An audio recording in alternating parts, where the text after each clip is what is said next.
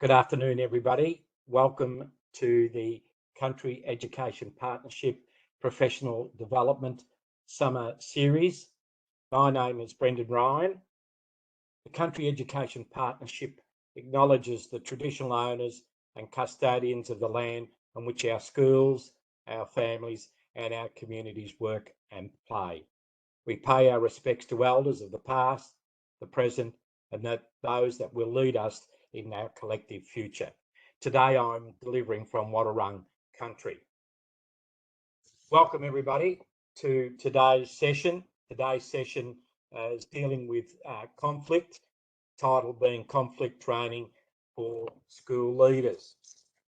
Now the normal housekeeping applies to our session. It will take approximately 1 hour. We'll definitely be finished by 5 p.m. We will be recording the session as usual, so there is an opportunity to review today's session either later this week or in the future. And I make the point that all of the sessions that we've conducted this year are available. There is recorded sessions for each of the 15 sessions we've delivered. I wanted to emphasise that. There's been the Country Education Partnership has provided opportunities for a wide range of activities this year. So have a look online and you can view some of our past sessions. I'll mention that if there are any questions during today's session, you can include those in the chat box. Now, over recent weeks, we haven't had a lot of questions included, but certainly there will be an opportunity today if you decide to ask a question. The session will once again involve a survey at the conclusion of the session. So please make sure if you're online to make sure you fill out the survey before you leave the session. So as I said, the topic for today is conflict training for school leaders. With us we have Kris Darmody, who is the Education Team Leader with Fresh Start Mediation.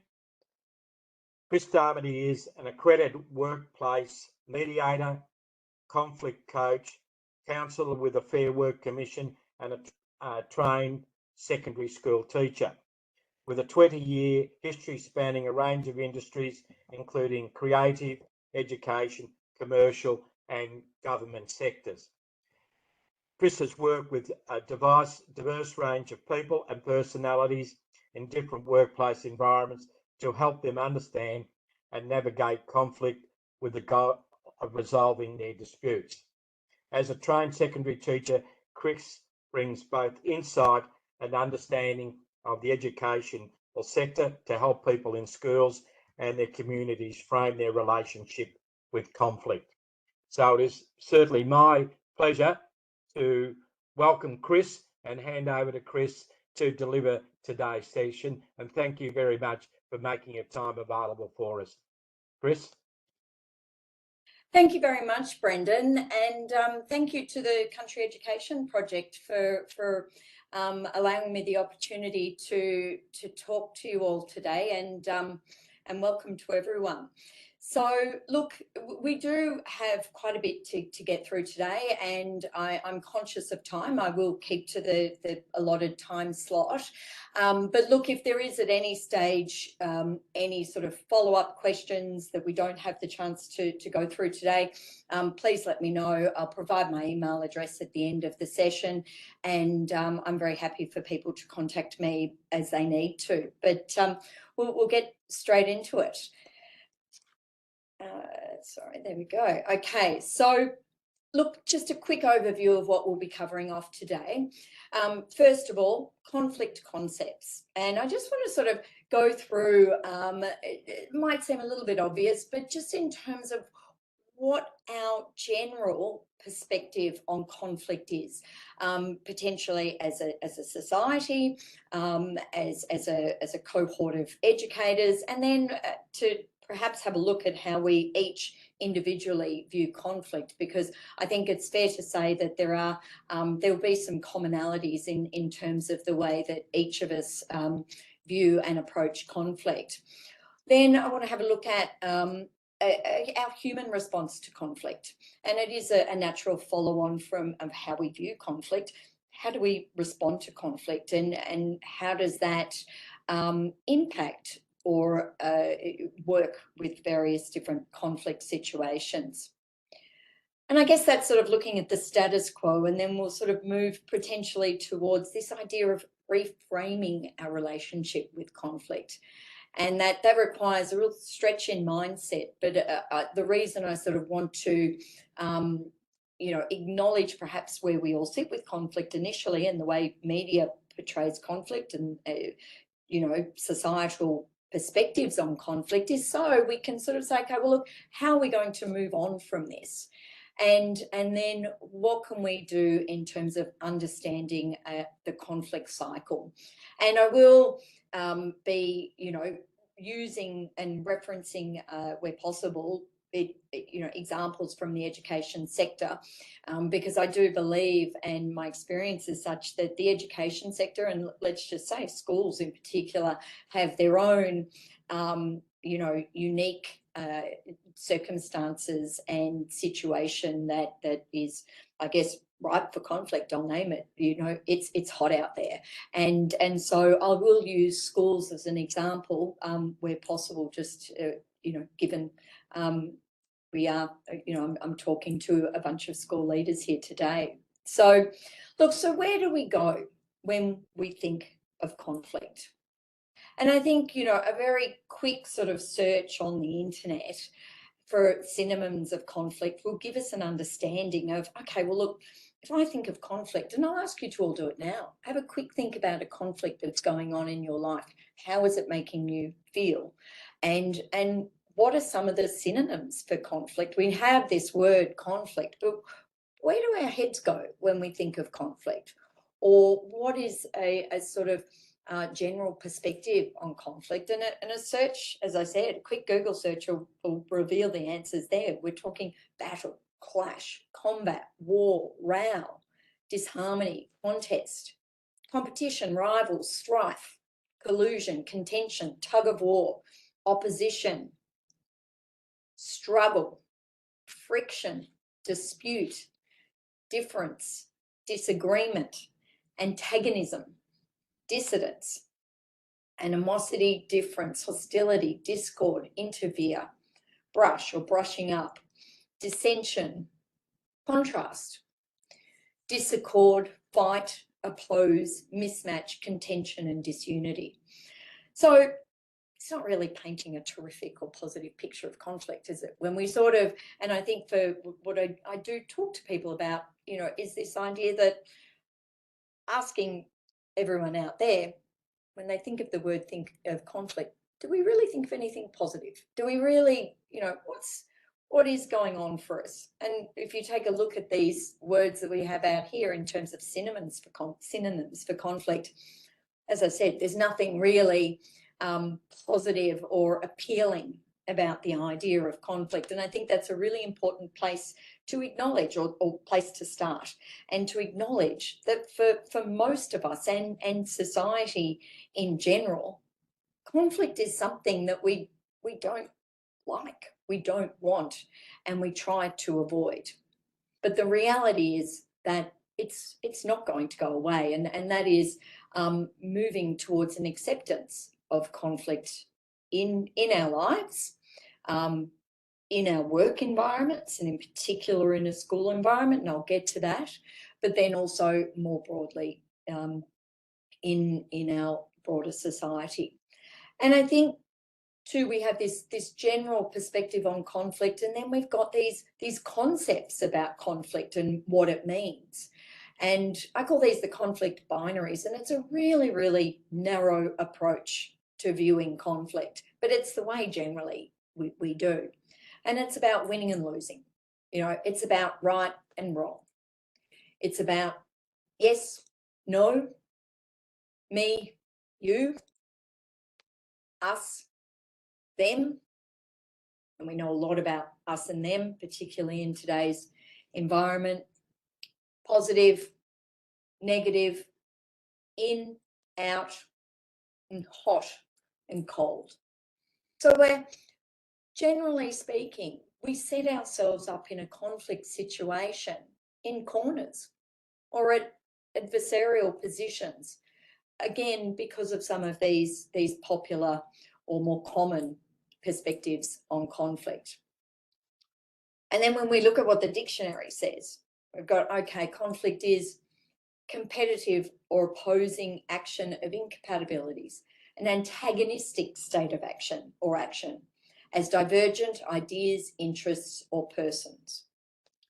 A mental struggle, so an internal conflict resulting from an incompatible or opposing needs, drives, wishes, or external or internal demands.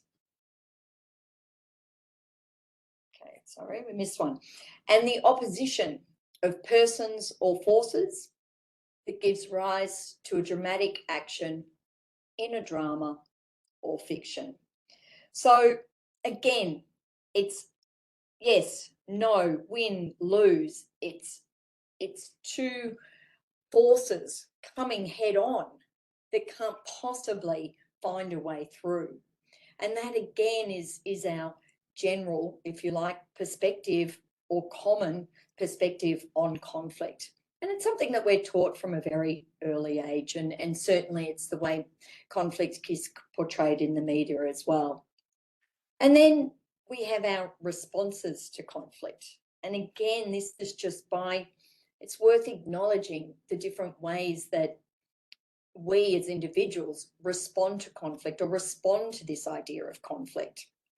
And again, I'm just going to ask you now to have a quick think about a conflict that might be going on at the moment or something that's happened in the past. Just sit with it for a moment. When you think about that conflict, what goes on for you? You know, are there physical reaction, emotional, heart race? It's part of our understanding to getting to conflict competency is about beginning to understand what happens to us as individuals when we're in conflict. And so first of all, you know, common physical responses to conflict, you know, to an opposition, to a difference, is we fight. Okay, so we react verbally. In more difficult situations, of course, in the extreme, we understand there might be a physical fight, or, you know, at the broader societal level, we have a war.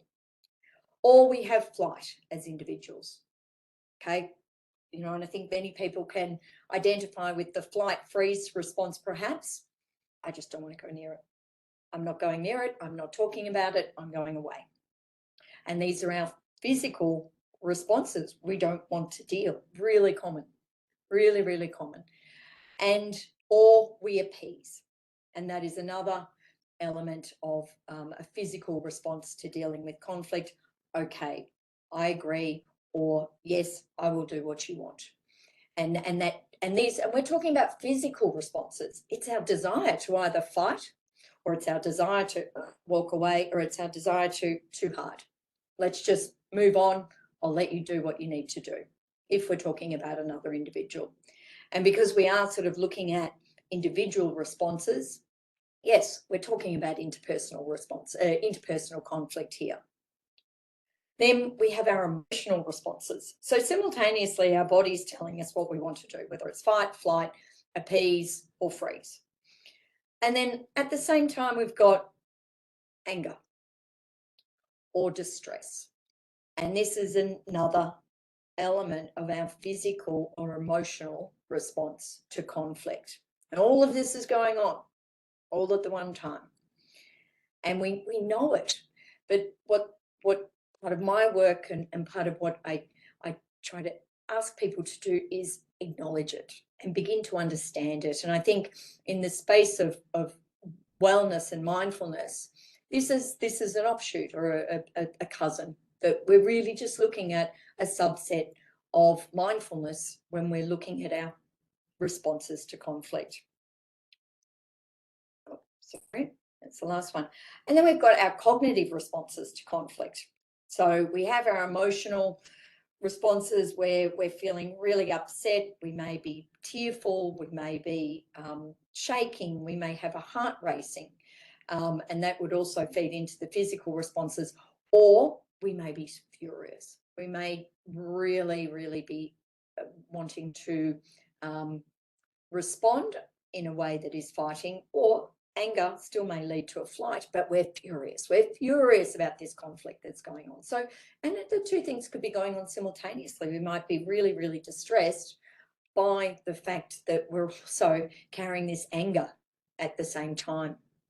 And then we've got the cognitive aspect of what happens when we're in conflict or a response to conflict, and that is we start to think about it. We start to say, oh, and the more the interpersonal conflict or interpersonal relationship continues, and there might be more actions, there might be more discussions, or it may just be one situation, but we are really good at creating stories about that situation. And so all of these, the physical, emotional, and cognitive responses to conflict, are really important for us as individuals if we're going to try to be conflict competent in some way and have literacy and language and understanding about conflict. First up is begin to understand ourselves. So I, for one, flight. I don't like it.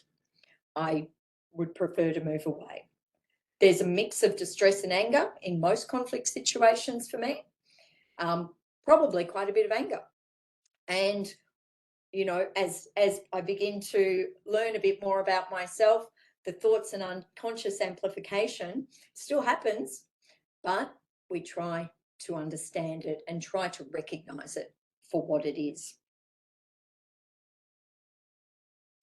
So what I've just unpacked there is, I guess, just an overview on what I might call the status quo, without any sort of tools or understanding or drilling down into the concept of conflict. What I've tried to unpack there is, I guess, a review of a general perspective on conflict through the synonyms and what comes to mind when someone says the word conflict. What images do we have? What thoughts do we have? And then when we're in conflict ourselves, what are we experiencing without knowing anymore? You know, without really starting to develop skills of conflict competency. I think it's fair to say generally, most people have a version of what I've described in terms of emotional, physical, and cognitive responses to conflict. But what if we looked at conflict through a different lens? And as I've illustrated with the synonyms and I've illustrated with the binaries of conflict, there's nothing particularly positive about this concept of conflict. And while to the same extent, I wouldn't say that we should aim for something positive in conflict, or aim to be at a place where we think conflict is positive, and it can be, and that's a whole other discussion in some regards. But if we're just looking at the difficult kind of conflict, the conflict that's causing us unhelpful reaction and causing a stalemate, what we're aiming to do is perhaps just look at conflict a bit more neutrally, from a neutral perspective, and recognise that it's not going to go away, particularly in a school environment. It is there in all of our lives at some stage it's turned up, some stage it's turned down, but throughout our lives, we are always going to be experiencing some kind of conflict at some point, and particularly in the workplaces, as I've said. So the aim is, let's try to reframe and look at conflict with a little bit more of a neutral lens. And so how do we do that? How can we sort of take what we have learned about conflict, our experience of conflict, and try to kind of get some something that's helpful out of that? How can we reframe our relationship with conflict? And I think the first thing is mindset. Easier said than done, really easier said than done. But it is about, first up, understanding our own mindset and the way we approach conflict, and then deliberately attempting, or consciously, with some intention, reframing our particular perspective on any given conflict situation that we might be experiencing. And I'll go through a sort of rough framework and model on how you might do that in moving forward. Knowledge, really helpful. What we need to understand and be able to stand above and look at why conflict happens, when it happens, and appreciate, and I've said acknowledge, that conflict will exist, and that the causes of conflict aren't necessarily always, you know, as a result of one of the binaries, right, wrong, yes, no, me, you. It's simply understanding that conflict is a result of differences. And I'll get to an alternate definition, but really beginning to educate ourselves and have some knowledge about conflict when we're looking at it from an objective sense, and when we can sort of stand back and potentially be looking down on a conflict or across at a conflict and understanding, okay, what might be at play there, and appreciating some of the complexities there as well. And skills. Skills are really, really important here, to have a framework that we can potentially approach each conflict situation that we're in to help us move through, and to help us understand our own mindset, to help us understand potentially another person's mindset, and to stand back and, with the knowledge that we have, understand what might be going on, and then apply skills for moving forward. So other than the definitions that we saw earlier, the dictionary definitions, this is a definition that I use for conflict in the workplace and in schools. So broadly speaking, when I'm talking to people about conflict, and even when I'm working in mediation situations, I look at conflict as this: very simple, friction or opposition between people working together, or working together in a school environment in this case, resulting from actual or perceived differences or incompatibilities. Now, differences and incompatibilities, these could be huge. There are thousands of differences or incompatibilities that we as two or more individuals could have in any, let's say, workplace environment. So it could be differences in communication, differences in the way we approach work, differences in generation, incompatibilities in personality. You know, we can't get along with everyone. So differences and incompatibilities. And when we look at it like that, you know, the aim is to sort of be able to go, well, of course there's going to be conflict. Of course, it's simply a difference. And if we can get to a point of recognizing, and this is an extension of a lot of the work we do in diversity training as well, if we can understand that difference is something that exists, then it makes this notion of conflict perhaps a little more easier to stomach. And sometimes it's, as I said, easier said than done. We have to, it's baby steps, but the aim is to really genuinely try to reframe our relationship with conflict. And so when we're talking about differences and compatibilities, I just had a really quick brainstorm a while back about all the potential conflict in schools. And, you know, schools, and as you would all appreciate and understand, are microcosms and societies in their own right. And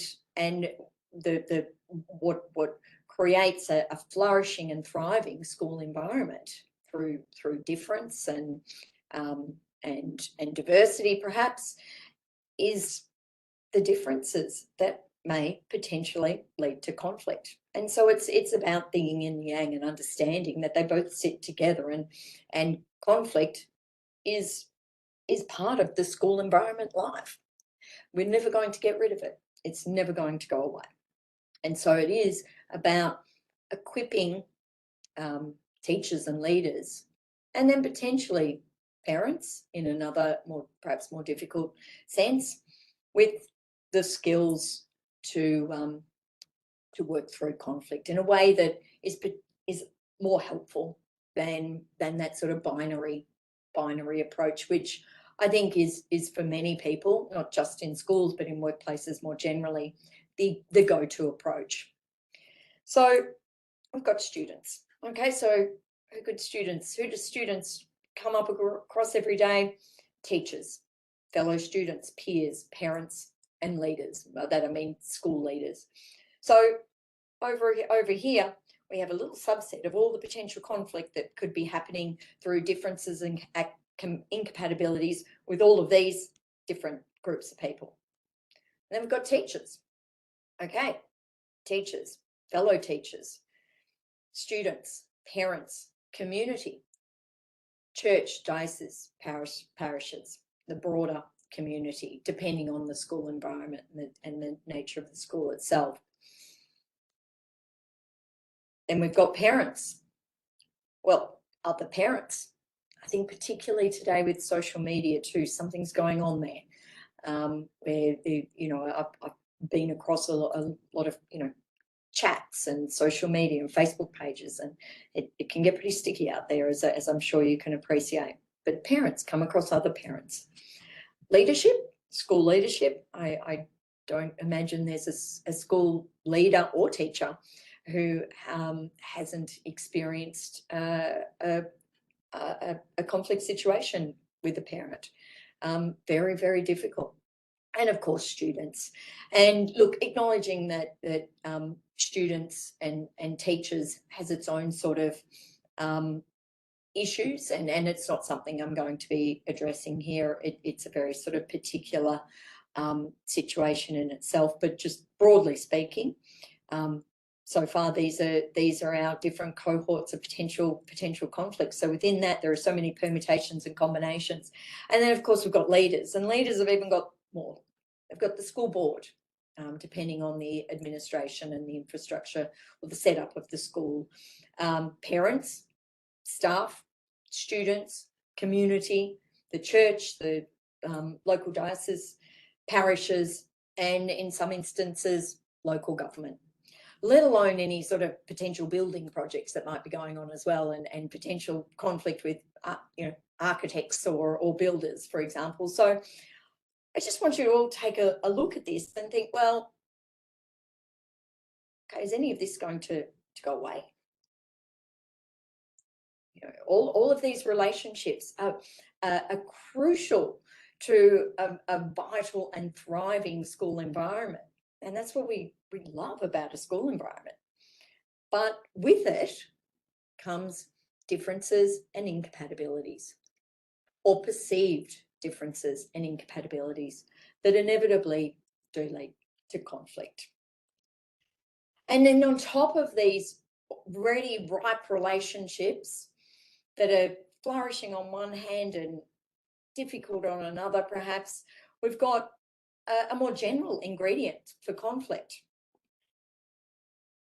And so what comes to conflict? Why do we have these conflict situations? Well, we all bring our unique human traits to any relationship, our childhood experiences, our value sets and beliefs, our broader experiences as adults or teens, our intentions, our communication styles, our habits, our motivations and goals, what we want to achieve in life, what we see as important in life, our generational differences, and then our conflict habits. And that goes back to our responses to conflict.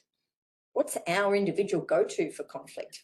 If conflict causes me to retreat, to flight, to not deal with the situation, okay, well, how does that contribute to the conflict situation as far as the other person goes? My conflict habit versus another person's conflict habit, they might want to take it straight on. They might want to have the fight. And so we never go anywhere and the cycle continues. So we've got our own unique human traits. Again, you add that into this environment and there's a 1,000 permutations and combinations of what could go on here in terms of differences and incompatibilities. And then on top of that, we add the school unique issues and pressures.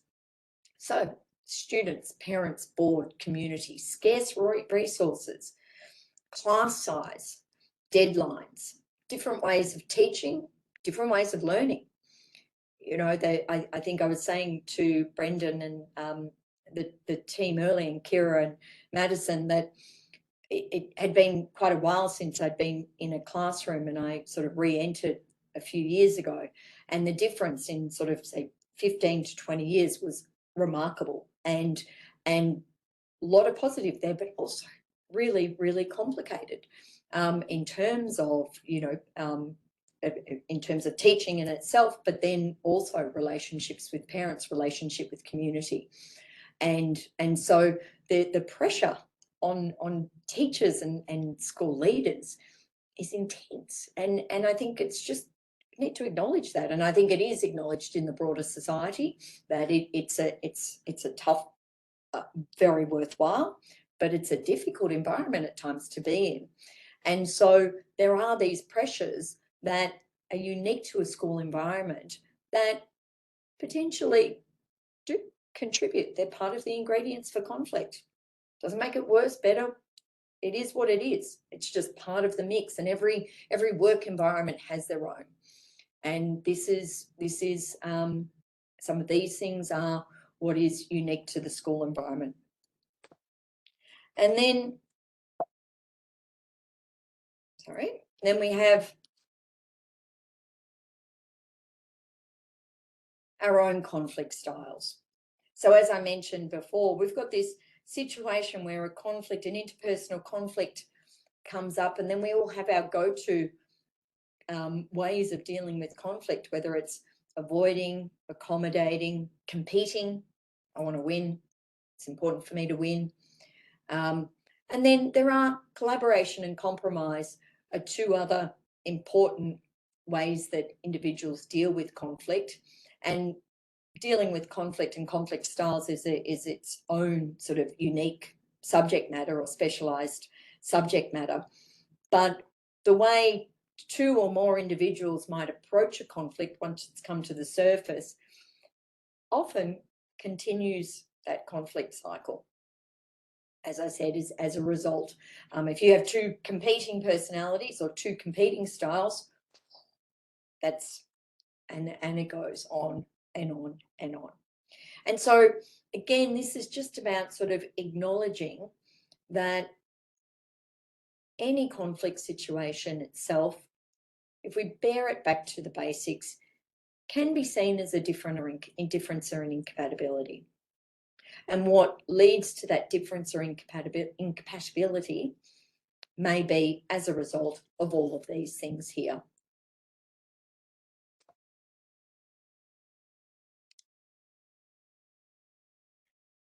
And so, as I've been saying, it's probably worth having a look and considering a framework for dealing with conflict. And as I said, part of reframing our perspective on conflict or reframing our relationship with conflict is first of all mindset.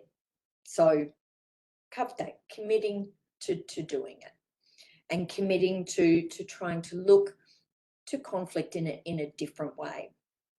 Next up, we've got understanding and knowledge about how conflict exists. So we've just had a look at that. We've had a look at some of the ingredients that contributes to conflict, a new way of looking at conflict, perhaps as a more neutral way, as differences in incompatibilities or perceived differences and incompatibilities. And now that we have that, we've reframed and we have a bit of understanding about, okay, well, conflict may be simply, as I've said, as a result of these differences and as a result of an environment that is perfectly natural as a result of human relationships. Okay, how can we deal with it? How can I, as an individual, work with conflict in my work life? But then also sometimes this framework might be helpful for personal life as well. And it's really about understanding a cycle of conflict in a really simple way, and trying to have some, a way that we can deconstruct or break down a conflict situation in our lives. So this is just an overview of a conflict cycle, and I'm going to take you through it as well. But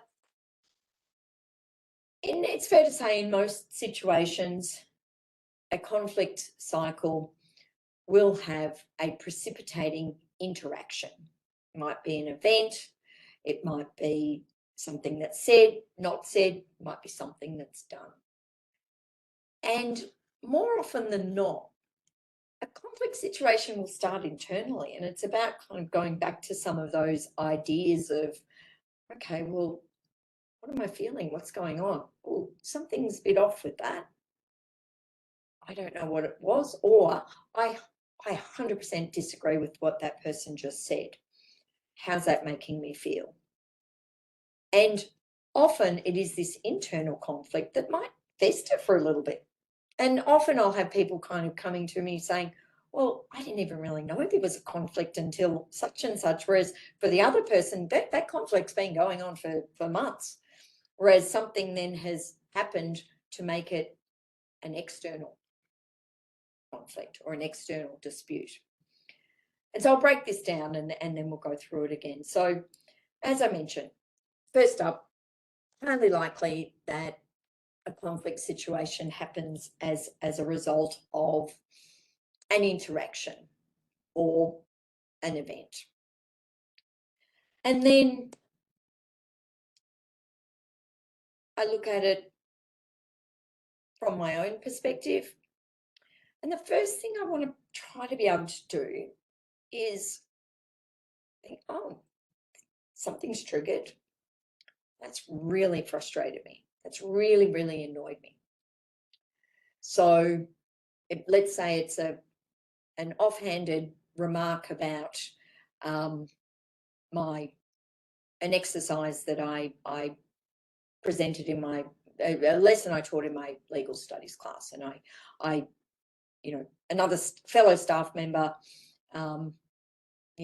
sort of questions it perhaps in a neutral way, but whatever it is, I feel threatened by it, and so I'm triggered. Okay, so let's break it down. Well, what's going on for me? I'm physically understanding that that's really annoyed me. I'm emotionally angered and maybe a little bit distressed, and I've started to think about it. So before I start to think about it too much and then everything else starts to follow these thoughts, can I step back and look at it and say, okay, well, what's going on here? What have I needed? What have I needed in this situation? I probably needed that person that was, came across my class to say, oh, that was really good. That was a great idea. I needed validation perhaps, and that's fine, but recognize it. I didn't get it and I needed validation. Which of my values were compromised by this interaction? Well, I actually value support of my fellow staff members. And so by that person kind of criticizing my lesson or the way I presented a topic, it really hasn't been helpful. I value, you showing some empathy or some compassion, or just actually acknowledging, my independence as a teacher. These are the things I value. So how dare you? Okay, so all right, so there's the value that I feel has been compromised here. And how has this person impacted the way or this comment impacted the way I view myself, my identity? Well, I think I'm a terrific teacher and I try hard and I do really well. And let's say it was year 12 class, they do really well too. So this trigger, if I can break it down and try to initially sort of figure out, okay, what's going on for me, I think we'll find it's very helpful as we move along this cycle. The next step, and sometimes it's in tandem, is to understand this internal reaction. Is it anger? Is it distress? Am I beginning to doubt myself? Going back to our responses, what is happening for me internally? Really important for me to understand so I can try to step back. And as we're looking at the triggers and we're breaking down what our needs were, how this interaction compromised or impacted our values or challenged our values or challenged our identity, of course, we're starting to think, which is really, really helpful, because one of the first things to go in a conflict situation is the ability to think and the ability to communicate effectively. So whilst we're having this internal reaction, we also try to think, all right, okay, something's going on here. I need to think about what that was. Then step right back. What are the assumptions that I am making about why that person said that thing about my class or my teaching that lesson? Okay, well, I assume that he or she actually wants to take year 12 legal studies next year. So they're trying to put me down. Or I assume that he or she's trying to make me look bad in front of other staff members. They said it right in front of the principal and the vice principal and some colleagues. So they're trying to make me look bad. Or what else could it be? What else could it be? My go-to is, you're out to get me. What else could it be? Okay, it might be that they're out to get you. Might be but it's potentially an assumption that you're making without any sort of real insight. And so it might be that it was a flippant comment that came off the cuff, had no understanding of place, presence, doesn't excuse it, but it may not be as sinister as we sort of jump into these conflict situations, particularly in the workplace, because work is such a big part of our identity, and they are sometimes less so in schools perhaps, but often in broader workplaces, competitive environments. So it's important to understand, what are we assuming about the other person? And then looking at what the other alternative reasons for that interaction was before we jump. And all of this will be our internal conflict. All of this is just going on inside us. But if we can sort of stand back and get into the habit, it doesn't happen quickly. It might be that you just need to sort of walk away and, okay, well, and often we're sort of, as we're driving home or we're sort of later in doing some work, whatever, oh yeah, that was really annoying. Yeah, okay, well, what was going on there? Give yourself the time and the space to try and figure out how you're feeling about it genuinely, and break it down before responding. Okay, but in a conflict cycle, generally speaking, there's a trigger, there's an internal reaction, there's an assumption that we've made, and then there's going to be a response. Now, if you've done this assessment beforehand, that may impact your response. If you haven't done this assessment beforehand, your response might be in the moment to fly off the handle, or your response might be, I'm just festering on this for a little while. And then the next time the same individual says something that sounds a little off, or it may not actually be intended to be a constructive criticism or whatnot, but inevitably we'll interpret it that way. And so often our internal conflict might fester for a while until bang, we respond. And then we get our external dispute. And then we have our consequences. So the consequences here are, first up, this internal blue line, these internal dark arrows here, because this is our journey. We've had our trigger, we're internally reacting, we've made some assumptions, and now we're responding. Now, if we've had to think about this with the tools that we have, then that might impact the way we respond. But if we haven't been able to think meaningfully and analyse our internal conflict, inevitably our response may not necessarily be helpful, and bam, then we have this person's journey start, because our response for the other person becomes the precipitating reaction or interaction, and the cycle continues for them as well.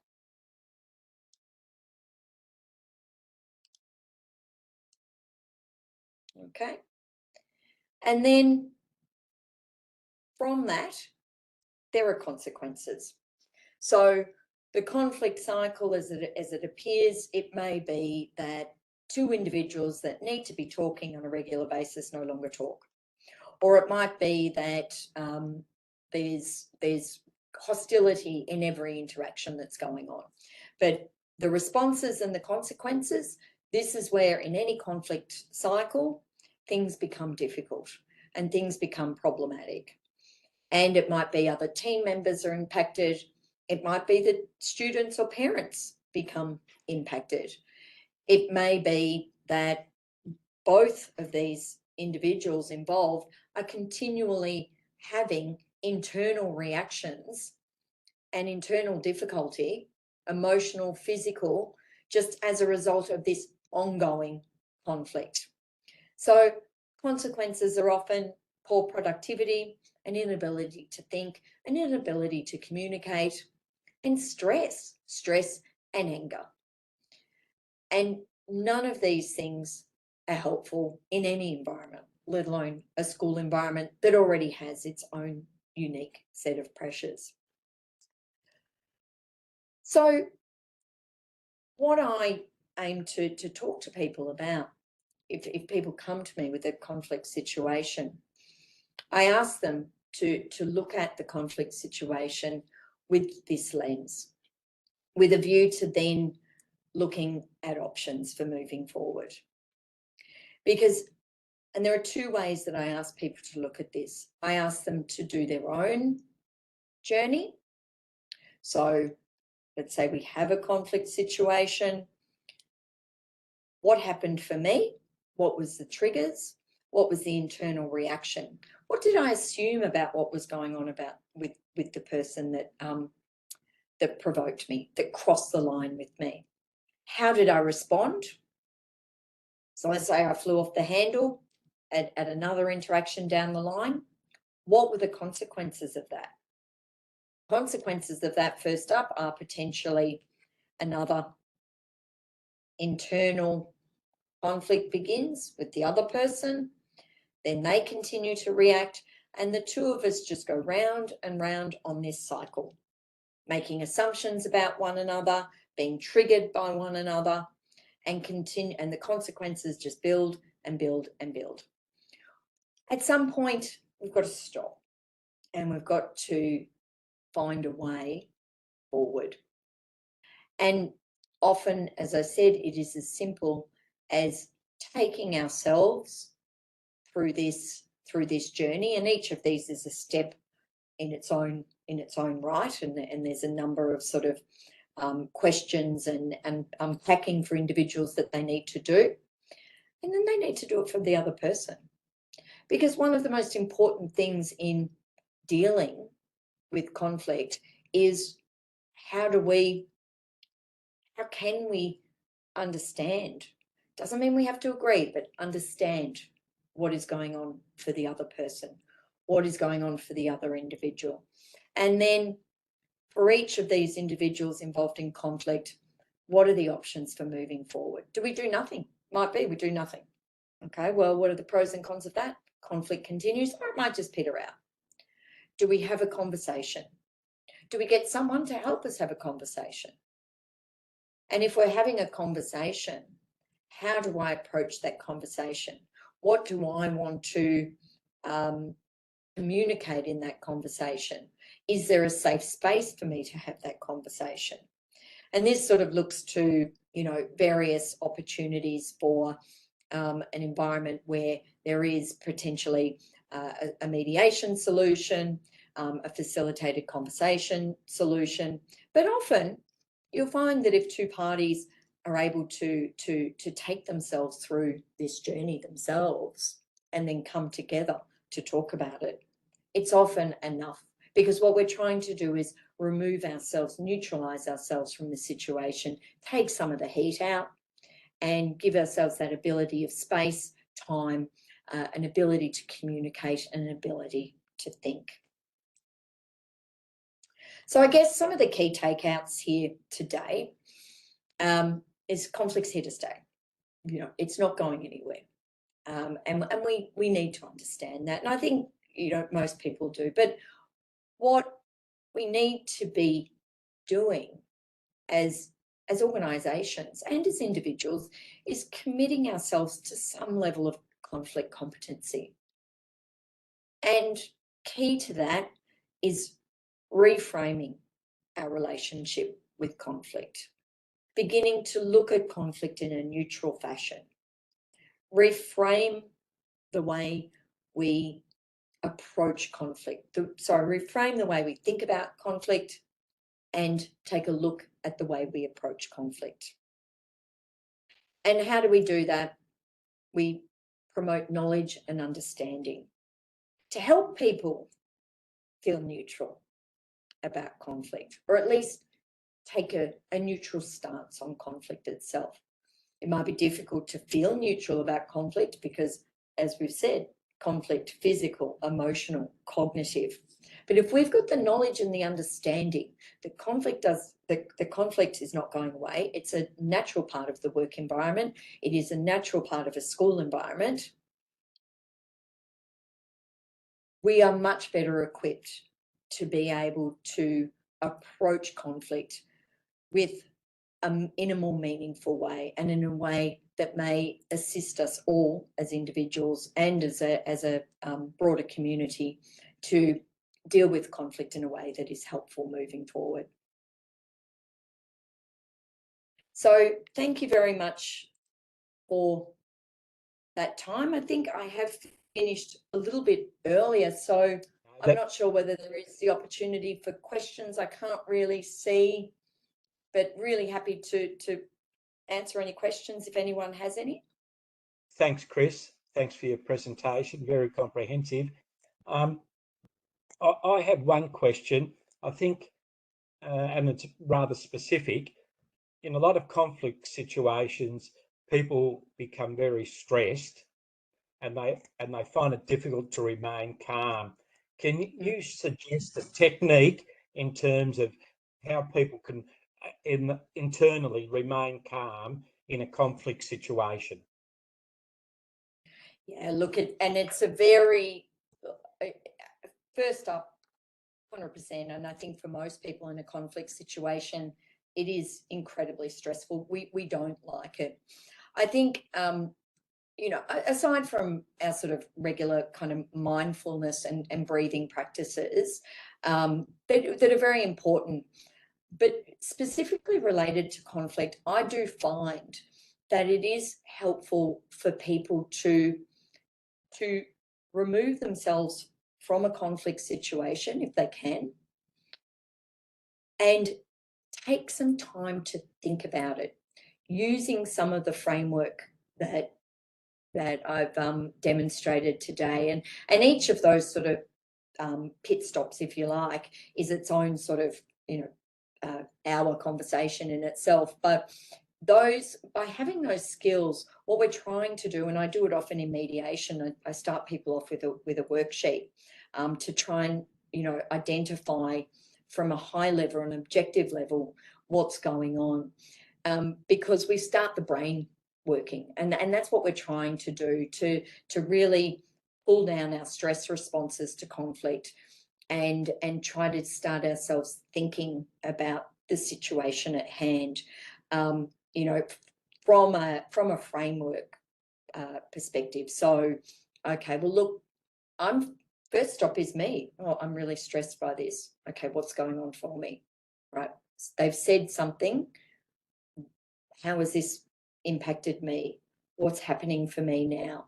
Once you start to try to think, and pen and paper, pen and paper, get people working in a task environment is really useful. So sometimes I suggest to people, just even if you have a notebook handy with, some of those questions about the trigger, the values, what's gone on, that you can take some space and just start writing immediately, because we're all of a sudden engaging other parts of our body that are hopefully tempering our immediate stress response.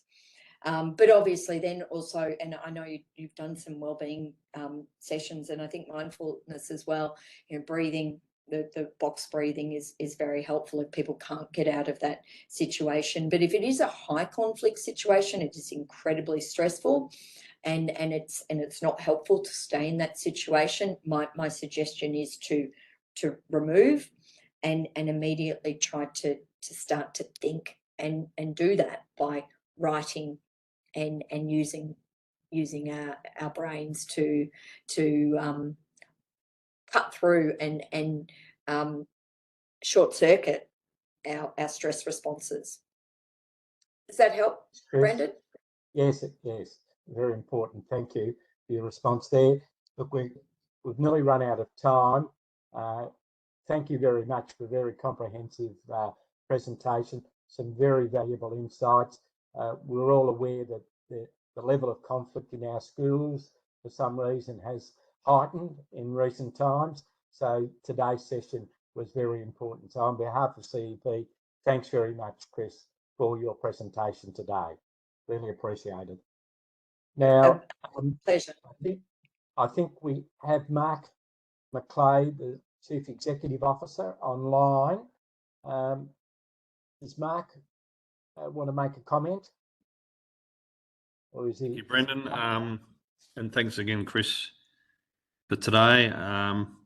Those watching the recording, just want to thank everyone who's been involved in PD Online this year. This was our initiative, the first year of running it. Huge thank you to all the team behind putting it on. I know we've got Kira, Maddie, Brendan sitting there, and Morris, Billy, who's been involved, and all the different presenters who've given up their time. Our presentation budget this year has been zero, so we thank everyone who's done it as a courtesy, and we're really looking forward to next year. Those who haven't done the survey yet, or feel free to email me if you have ideas, thoughts about presenters or topics, please send them through. Happy to follow up. But on behalf of CEP, thank you for the opportunity of bringing professional development to rural schools, because had we not had the uptake of people registered, we wouldn't still be going by now. So hence my thank you to those watching. Brendan.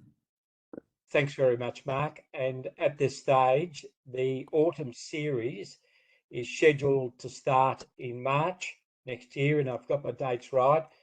At this stage, I think our first session is planned for the 6th of March next year. There'll be 4 sessions during term 1. So please keep an eye open for the advertisement regarding those sessions, and we look forward to everybody joining us again next year. And I'd also like to thank everybody that's made a contribution towards the 15 sessions we've delivered this year. So bye for now, everybody. Thank you.